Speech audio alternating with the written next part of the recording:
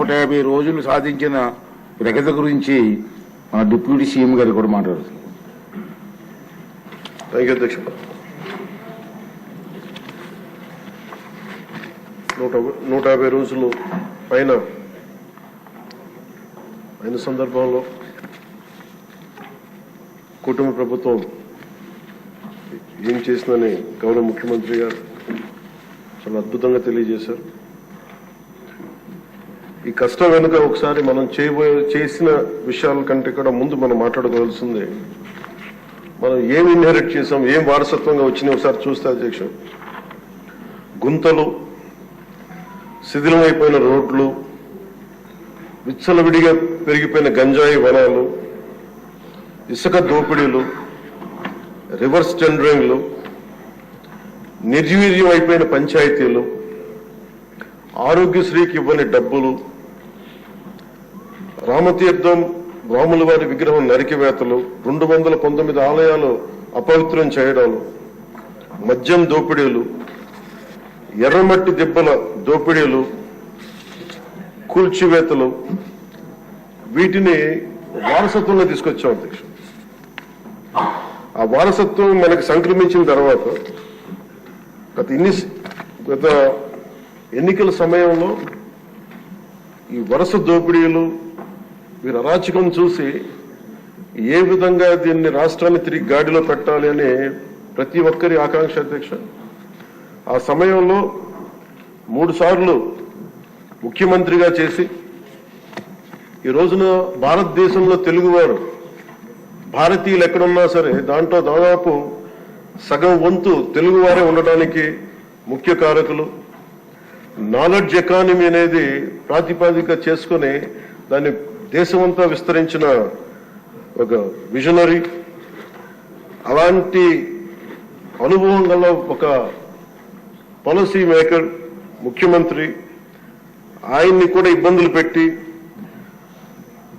ఆ రోజు జైల్లో పెట్టినా, ఆయన్ని ఎన్ని రకాలుగా పెట్టినా ఒకటే అనుకున్నాం, ఇలాంటి వారసత్వంగా వచ్చిన సమస్యలను మనం ఎలా అధిగమించగలం అని.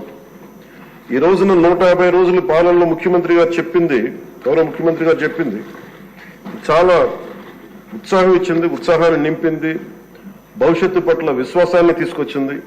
సో మనస్ఫూర్తిగా వారికి నా ధన్యవాదాలు తెలియజేసుకున్నాను అధ్యక్ష. నాకు సంపూర్ణమైన విశ్వాసం ఉంది అధ్యక్ష. ఇది మొన్న మహారాష్ట్రకి వెళ్తే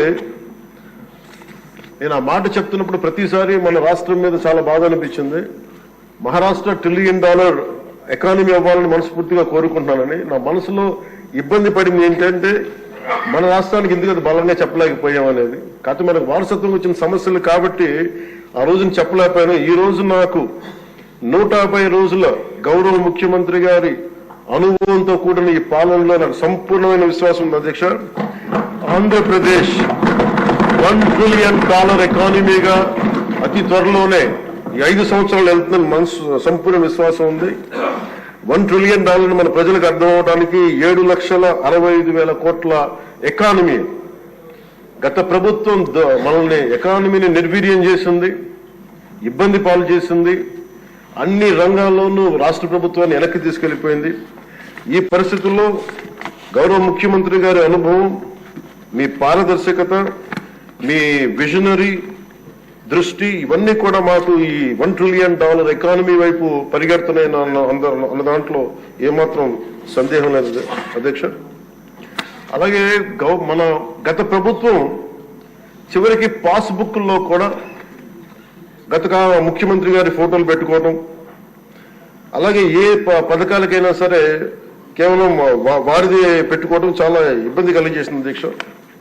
ముఖ్యంగా ముఖ్యమంత్రి గారు వచ్చి, గౌరవ ముఖ్యమంత్రి గారు వచ్చి ఎప్పుడు కూడా ఎవరికి కూడా గుర్తింపు లేనివి, ఆలోచించనివి కూడా వాళ్ళని ముందుకు తీసుకొచ్చి వాళ్ళకి ముఖ్యంగా నేను చెప్తుంది, మొన్న చాలాసార్లు కొన్ని సందర్భాల్లో ముఖ్యమంత్రి గారి దృష్టికి తీసుకెళ్తే యల్లాప్రగడ సుబ్బారావు గారి గురించి ఎవరికి తెలియదు అధ్యక్ష, చాలా తక్కువ మందికి తెలుసు. వారి పేరుని నేను ఒక మాట ప్రస్తావించగానే ఆయన దృష్టికి తీసుకురాగానే ఆయనకి పేరు పెట్టడం ఆయన దార్శనికతకి చాలా అర్థం పడుతుంది అధ్యక్ష. ఎందుకంటే ఎవరెవరి పేర్లు నిన్న కాక మొన్న వచ్చిన వ్యక్తి పాస్బుక్లకి పేర్లు ఆయన ఫోటోలు వేసుకునే దాన్ని నిజంగా దేశం కోసం ప్రజల కోసం కాంట్రిబ్యూట్ చేసిన వ్యక్తికి అది గుర్తించడం అనేది మనస్ఫూర్తిగా ముఖ్యమంత్రి గారికి నా ధన్యవాదాలు తెలియజేసుకున్నాను అధ్యక్ష. అలాగే సభలో ఎంతమందికి తెలుసో తెలియదు కానీ పొట్టి శ్రీరాములు గారి నిజమైన బలిదానాన్ని డిసెంబర్లో ఆయన బలిదానం ఉంటుంది, ఆయన చనిపోయారు మన కోసం. ఈరోజు దాన్ని రాష్ట్ర ప్రభుత్వం అధికారం దినంగా దాన్ని జరుపుకోవాలని చెప్పి ముఖ్యమంత్రి గారు మా దృష్టికి తీసుకొచ్చారు. దానికి కూడా వారికి సంపూర్ణ కృతజ్ఞతలు తెలియజేస్తాను. ఈ రాష్ట్రం ఎవరి బలిదానం మీద అయితే ఆధారపడి ఉందో, ఎవరి బలిదానం మీద ఈ రాష్ట్రం వచ్చిందో, అనేక లింగ్విస్టిక్ స్టేట్స్ ఎవరి బలిదానం మీద ఆధారపడి వచ్చిందో ఆ వ్యక్తిని ఈ రాష్ట్రం నిజంగా గుర్తించుకోలేదు. మొట్టమొదటిసారిగా దాన్ని గౌరవ ముఖ్యమంత్రి గారు దాన్ని ముందుకు తీసుకొచ్చి గుర్తించే పరిస్థితిని తీసుకురావడం మనస్ఫూర్తిగా వారికి నా అభినందనలు తెలియజేస్తున్నాను అధ్యక్ష. అలాగే కన్యకా పరమేశ్వరి ఈ ఆవిడ బలిదినాన్ని కూడా అధికార దినోత్సవంగా జరుపుకోవటం నిజంగా వారికి మనస్ఫూర్తిగా నా ధన్యవాదాలు తెలియజేస్తాను అధ్యక్ష. గత కాలంలో ఫస్ట్కి సార్ నేను ఒక ప్రభుత్వ ఉద్యోగి కొడుకున్న అధ్యక్ష.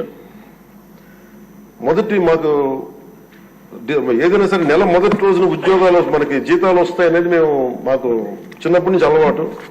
అలాంటిది గత ప్రభుత్వ కాలంలో ఏనాడు 1వ తారీఖున జీతాలు పడలేదు, 1వ తారీఖున ఏవి పడలేదు. అలాంటిది 1వ తారీఖున ప్రభుత్వ ఉద్యోగులందరికీ టెన్షన్ గా ఆ జీతాలు పడ్డ మనస్ఫూర్తిగా ముఖ్యమంత్రి గారికి అభినందనలు తెలియజేస్తాను. అలాగే 64 లక్షల మంది బెనిఫిషియరీస్ కి లబ్ధిదారులకి 4,000 చొప్పున వారికి 1000 రూపాయలు పెంచి మరి ఇవ్వడం మనస్ఫూర్తిగా వారికి నా అభినందనలు తెలియజేస్తాను. అది కూడా అందరూ వెళ్ళి వారి చేతికి అంటే దీనికి ఏ వ్యవస్థ అవసరం ఉన్న వ్యవస్థని సమర్థవంతంగా వాడుకొని ఇంటికి క్యాష్ చేరవేయటం మనస్ఫూర్తిగా వారికి నా అభినందనలు తెలియజేస్తాను అధ్యక్ష. అలాగే పంచాయత్ డిపార్ట్మెంట్ సంబంధించి 1,452 కోట్లు మేము ఇప్పటికి ఖర్చు చేసాం అధ్యక్ష. అలాగే ఇండిపెండెన్స్ డే సెలబ్రేషన్స్ కూడా చాలా ఘనంగా జరుపుకున్నాం, డబ్బులు పెంచి అనేక సందర్భాల్లో తెలియజేశాను. 13,326 గ్రామ పంచాయతీలకి జాతీయ ఉపాధి హామీ పథకం కింద పల్లి పండుగ ద్వారా 4,500 కోట్లు నిధులు విడుదల చేశాం అధ్యక్ష. అలాగే గౌరవ ముఖ్యమంత్రి గారి ఈ నాయకత్వంలో ఈ ప్యాడీ డ్యూస్ రైతులకు కావాల్సింది 1,674 కోట్లు రిలీజ్ చేసి నిజంగా మీరు రైతాంగానికి మీరు ఎంత అండగా ఉంటారని మాటలతో కాదు చేతుల్లో చూపించారు అధ్యక్ష. వారికి మనస్ఫూర్తిగా నా ధన్యవాదాలు. అలాగే ప్రభుత్వానికి మన కేంద్ర ప్రభుత్వానికి ఎంత అండగా ఉంది మోడీ గారి ఆధ్వర్యంలో ఉన్న కేంద్ర ప్రభుత్వం అనడానికి అమరావతికి 15,000 కోట్ల రూపాయలు, పోలవరంకి 12,500 కోట్ల రూపాయలు, రైల్వే ప్రాజెక్ట్స్ దాదాపు 70,000 కోట్ల పైచిలకు, హైవేస్ అయితే దాదాపు ఇప్పటికే 55,000 కోట్ల రూపాయలు ఈరోజు మనకి ఇచ్చారు అధ్యక్ష. దాని పనులు జరుగుతూ ఉన్నాయి. అలాగే ముఖ్యమంత్రి గారికి కూడా ముఖ్యంగా మిడ్ డే నేను అడిగింది ఏంటంటే ముఖ్యమంత్రి గారిని డొక్కా సీతమ్మ గారి పేరు ఏదన్నా పథకాన్ని క్యాంటీన్ పెట్టండి అంటే ఆయన ఏకంగా దీనిలో నారాయణ గారికి కూడా ముఖ్యమంత్రి గారు ప్రత్యేకంగా నా ధన్యవాదాలు తెలియజేస్తున్నాను అధ్యక్ష. మధ్యాహ్న భోజన పథకాన్ని విద్యార్థుల మధ్యాహ్న మిడ్ డే మీల్ స్కీమ్ కి డొక్కా సీతమ్మ గారి పేరు పెట్టడం మనస్ఫూర్తిగా వారి చేతులెత్తి నేను నా మనస్ఫూర్తి గారికి కృతజ్ఞతలు తెలియజేస్తున్నాను అధ్యక్ష. అలాగే ఇలాంటి స్ఫూర్తి చూసి నాకు కూడా వ్యక్తిగతంగా నేను ముఖ్యంగా ఆయన లీడర్షిప్ ఎబిలిటీ, ఒక క్రైసిస్ వచ్చినప్పుడు ఒక నాయకుడు ఎలా ఉండాలి, ఒక వరదలు వచ్చినప్పుడు ఎలా ఉన్నారనేది మనకి విజయవాడ బొడుమేరు వరదలప్పుడు అసలు ఆయన చూపించిన నాయకత్వ ప్రతిమ ఇవన్నీ చాలా ఆదర్శనీయం అధ్యక్ష.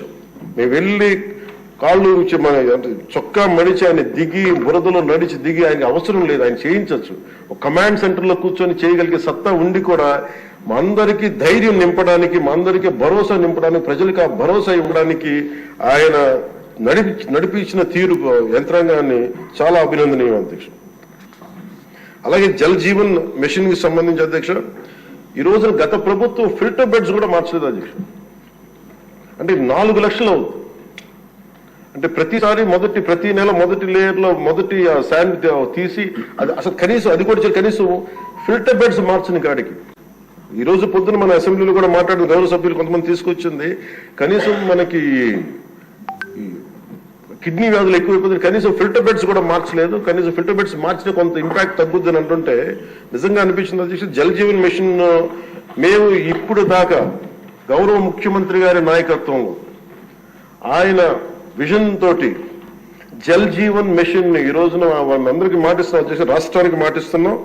జల్ జీవన్ మిషన్ మన కేంద్రం మనకి గౌరవ ప్రధానమంత్రి గారి ఆశీస్సులతో గౌరవ ముఖ్యమంత్రి చంద్రబాబు గారి నాయకత్వంలో మునిపెన్నడూ లేని విధంగా భారతదేశంలోని ఎప్పుడు కూడా జల్ జీవన్ మిషన్ ఏ స్థాయి ఇది ఒక మౌనంగా చేస్తాం అధ్యక్ష. ఆ మాట మేము అందరం కమిటెడ్ గా ఉన్నాం అధ్యక్ష. అలాగే లా అండ్ ఆర్డర్ కి సంబంధించి లా అండ్ ఆర్డర్ లో 3 IPS ఆఫీసర్స్ ని ఏకకాలంలో సస్పెండ్ చేసిన ఘనత, వాళ్ళు చేసిన తప్పులకి ఆ ధైర్యం కావాలంటే ఆయన అనుభవం చాలా స్పష్టంగా తెలియజేస్తుంది అధ్యక్ష. అలాగే లా అండ్ ఆర్డర్ సంబంధించి ఇంకొకటి గాంజా. గంజాయి వనాలు పెరిగిపోయిన చోట తిరిగి శుద్ధించిన డ్రోన్స్ ను వాడి గంజాయిని అరికట్టడం. ఈ మధ్యలో కూడా మనం ఏ స్థాయికి వచ్చిందని పక్కన ఉన్న వైజాగ్ లో హాస్పిటల్ పక్కన చిన్న పిచ్చి మొక్కలు కూడా పెంచేస్తాం. అంత ఇదిగా పెరిగిపోయిన దాన్ని ఉక్కుపాదంతో దాన్ని ముందుకి దాన్ని అణిచేస్తామని చెప్పింది చాలా స్ఫూర్తిదాయకం అధ్యక్ష. ప్రత్యేకించి సోషల్ మీడియాకి సంబంధించి అసలు ఇంట్లో ఆడబిడ్డలు బయటికి రావాలన్నా కానీ ఊళ్ళల్లో ఈ రోజున ఇక్కడున్న చాలా మంది గౌరవ సభ్యులు కానీ ముఖ్యమంత్రి కానీ వీళ్ళందరూ ఎంతో కొంత ఒక ఇన్సులేటెడ్ అధ్యక్ష. కొంతమంది అధికారులు తెలియచ్చు, లేదంటే మనుషులు ఉండొచ్చు, వీళ్ళు ఉండొచ్చు, కానీ నిజంగా సఫర్ అవుతుంది ఊళ్ళల్లో ఆడపిల్లల అధ్యక్ష. ఈ అలవాటు అయిపోయి గత ప్రభుత్వం చేసిన అలవాటు అయిపోయి ప్రతి ఒక్కళ్ళు ఒక ముఖ్యమంత్రి స్థాయి వ్యక్తిని బూతులు తిట్టడం, అన్ని తిట్టిన తర్వాత కూడా వాళ్ళకి అలవాటు అయిపోయి ఎవరు తిట్టాలో తెలియక స్థానికంగా ఉన్న ఆడపిల్లల మీద కూడా వీళ్ళు అవాకులు చవాకులు పేలి పచ్చి బూతులు తిడతా ఉంటే ఎవరికి చెప్పుకోలేక వాళ్ళు ఇబ్బంది పడతా ఉంటే బయటికి రాలేకపోతున్నారు. క్రైమ్ మైండ్ సెట్ పెరిగిపోయింది, క్రిమినాలిటీ పెరిగిపోయింది. ఇలాంటి సమయంలో ఆయన ఉక్కుపాదంతో సోషల్ మీడియా యాక్టివిస్టులు అనే పేరు చెప్పుకునే గుండాలకి రౌడీలకి ఆయన తీసుకున్న చర్యలు, హోంమంత్రి అనిత గారు తీసుకున్న చర్యలు చాలా బలమైన అభినందనలు.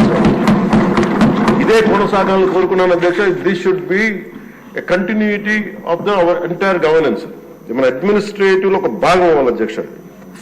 మనస్ఫూర్తిగా వారికి నా ధన్యవాదాలు తెలియజేసుకుంటూ గౌరవ ముఖ్యమంత్రి గారికి నేను మాటిస్తున్నాను. గౌరవ సభ్యులందరూ కూడా ఇసుక దోపిడీలు కానీ లేదంటే మేము చేయాల్సిన పనులు ఎప్పటికప్పుడు మీరు మాకు ఆదేశాలు ఇవ్వండి సార్. మా ఆదేశాలు ఇవ్వాలని కోరుకున్నాను అధ్యక్ష. మేము బెల్ట్ షాపులు కానీ మా అందరి బాధ్యత లా అండ్ ఆర్డర్ గురించి మాట్లాడటం, మంత్రివర్గంలో ఏ శాఖలు అయితే తీసుకున్నామో ఆ శాఖల్ని సమర్థవంతంగా వారి విజన్ కి తగ్గట్టుగా పనిచేయడం అధ్యక్ష. ఇవన్నీ కూడా మేము ఆయన ఏ కళనైతే కన్నారో ఆ కళను నెరవేర్చడానికి పూర్తి చేయడానికి మేమందరం సంసిద్ధంగా ఉన్నామని తెలియజేసుకుంటూ, మీరు 5 సంవత్సరాలు కాదు గౌరవ ముఖ్యమంత్రి గారు తెలియజేసిన అధ్యక్ష, మీరు ఇంకొక దశాబ్దం కూడా ఈ రాష్ట్రానికి ముఖ్యమంత్రిగా కొనసాగుతున్నామని తెలియజేస్తున్నాం. మీరు ఇదే స్ఫూర్తిని కొనసాగించాలని, ఇదే మీ ప్రతిభా పాఠవాలను చూపించాలని మనస్ఫూర్తిగా మేము కోరుకుంటూ గౌరవ సభ్యులందరికీ గౌరవ సభాపతి గారికి మనస్ఫూర్తిగా ధన్యవాదాలు తెలుపుకుని సమర్పిస్తున్నాం.